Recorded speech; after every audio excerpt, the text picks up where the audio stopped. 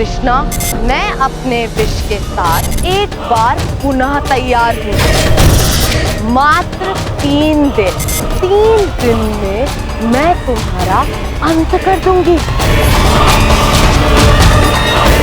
क्या आप उस व्यक्ति को पहचान सकते हैं जो आपसे बाबा के नाम पे धन मांगने आया था?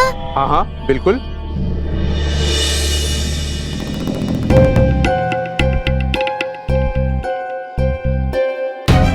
वो देखिए, वो व्यक्ति जो वहाँ खड़ा है।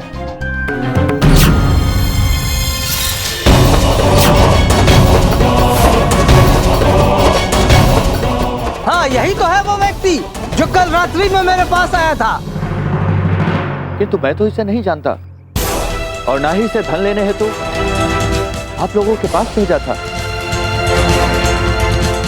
देखिए नंदराज जी, मैं आपको विस्तार पूर्वक बताता हूँ कि कल रात क्या हुआ था।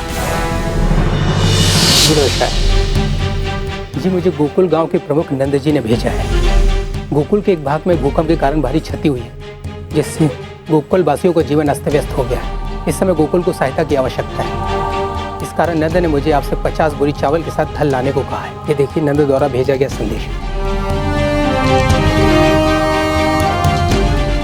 देखिए, मैं नंदराज जी से कभी मिला तो नहीं हूँ, लेकिन उनकी लोकप्रियता और ख्याति के विषय में मैंने बहुत सुन रखा है। यदि वो कह रहे हैं कि हमारा धन लौटा देंगे तो वो अवश्य ही लौटा देंगे। मैं आपको आवश्यकता अनुसार धनराशि, अन्न और धन दे देता हूँ। मैं प्रातः काल जाकर नंदराज जी से वापस ले लूँगा।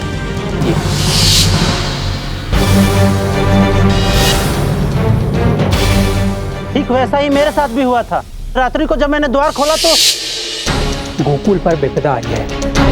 50 गायें चाहिए।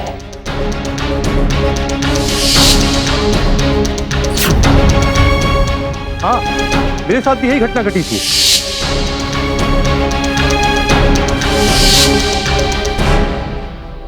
ये सब क्या हो रहा है नंदराज जी? हमने आपके प्रार्थना पत्र पर ही इस व्यक्ति को इतना सारा अन्न और धन दिया है। अरे ये असत्य है। इन सब से मैंने कुछ नहीं लिया। इन्हें तो मैं जानता भी नहीं हूँ। शीघ्र ही सत्य और असत्य आप सबके समक्ष आ जाएगा।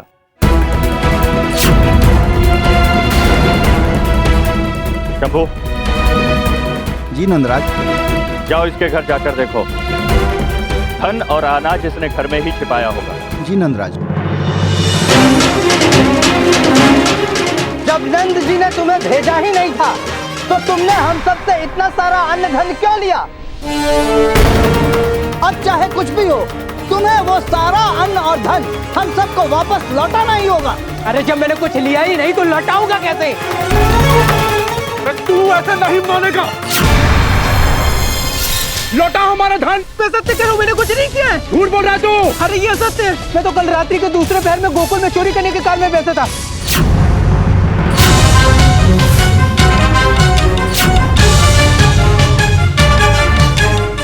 आप इन धनुपति सेठ से पूछ लीजिए, इन्होंने ही मुझे चोरी करने का कार सौंपा था।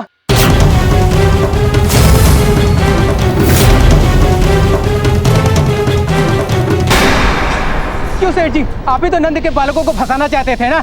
आपने मुझे कहाँ फंसा दिया सेठ जी? अरे कुछ भी बका जा रहा है तू। भाइयों, मैं इस व्यक्ति को जानता तक नहीं हूँ। ये असत्य बोल रहा है, सरासर असत्य बोल रहा है। भाइयों, इस व्यक्ति को इसी क्षण दंड मिलना चाहिए। इसी क्षण दंड दो इसको। सेठ जी, 100 स्वर्ण मुद्राओं के बदले आप मुझे फंसाना चाहते हैं। मैं सत्य कह रहा हूँ नंद जी, इस सेठ के ही कहने पे मैंने चोरी की थी। अब ये झूठ बोल रहा है। नहीं मित्रों, ये जो असत्य बोल रहा है, इसको दंड दो। यही असली चोर। मारो इसे। हाँ हाँ, मारो इसे।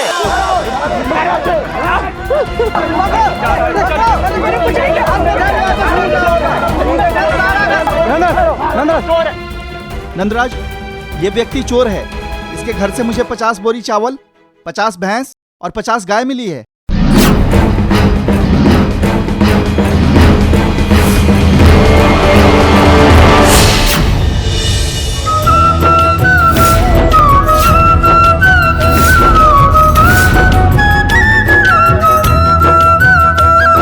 ये कैसी लीला है?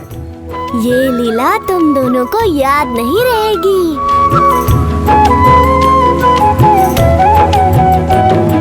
कृष्णा कृष्णा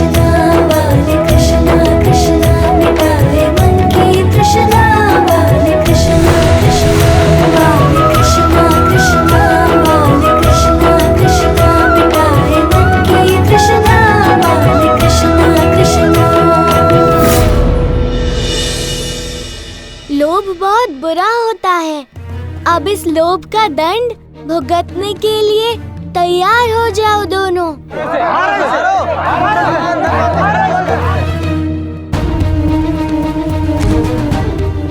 क्षमा कर दो, क्षमा करो महाराज। क्षमा मुझसे नहीं, इन सब से मांगो। अपने लोभ के कारण तुमने इन सबको बहुत कष्ट पहुंचाया है।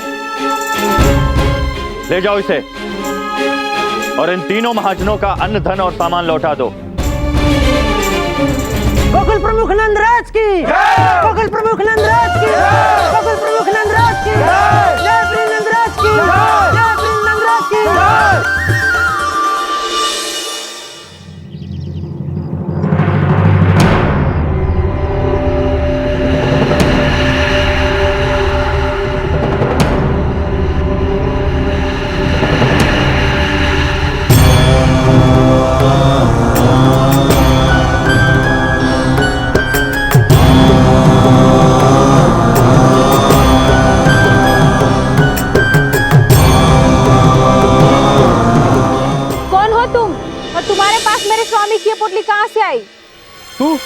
तू तो वही चोर है ना।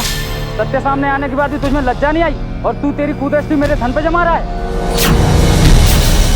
मारो इसे। ठहरो।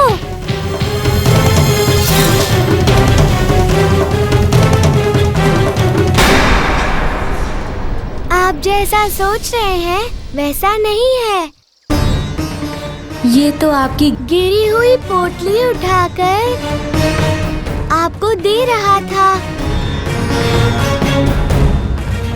मैंने स्वयं देखा अपनी आंखों से। ये चोरी नहीं कर रहे थे। मैं भी इन्हें यही समझा रहा हूँ कि मुझे शिक्षा मिल चुकी है, आगे से मैं कभी चोरी नहीं करूँगा। नहीं, चोर क्या एक दिन में बदल सकता है? मैं इस चोर पर विश्वास नहीं कर सकता। देखो कैसे निर्भयता से इसने मेरी पोटली उठाई और ऐसे दुष्ट को दंडित करना अति आवश्यक है। हम किसी को दंड उसके सुधरने हेतु देते हैं, किंतु जो पहले ही सही मार्ग अपना चुका हो उसे उसकी पूर्व में हुई भूल के लिए दंडित करना अनुचित है। अभी ये नहीं, आप त्रुटि कर रहे हैं। क्यों भैया? वचन दो, आगे से कभी चोरी नहीं करोगे। चोरी से कहीं अच्छा है कि आप श्रम करके धन कमाओ।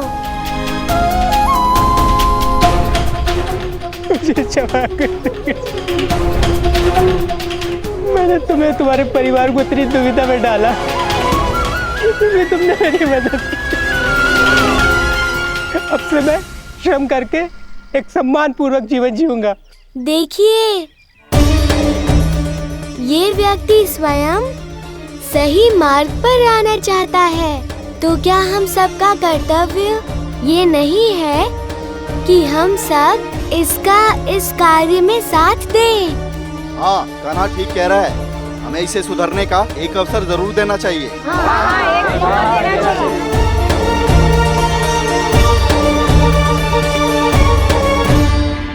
शीघ्र मुझे बताओ जादूगर क्या हो रहा है वहाँ पे, गोकुल में क्या हो रहा है? जी महाराज।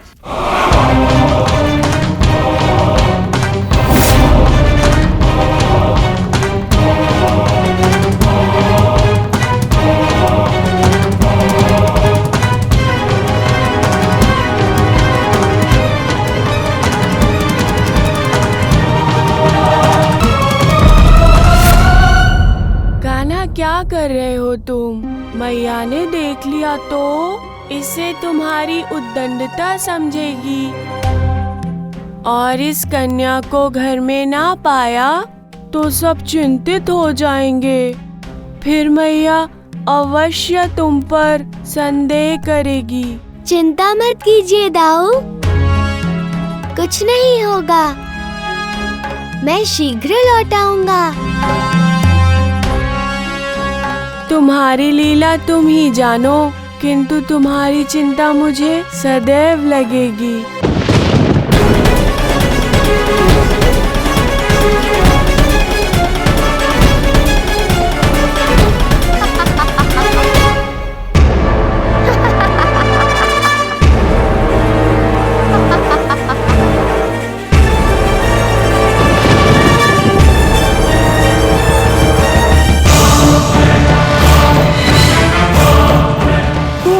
तुम्हें चुनौती देगा। आकार देखा है अपना, कहां मैं और कहां तुम। लगता है तुम्हारी मृत्यु असमय आने का कारण ढूंढ रही है।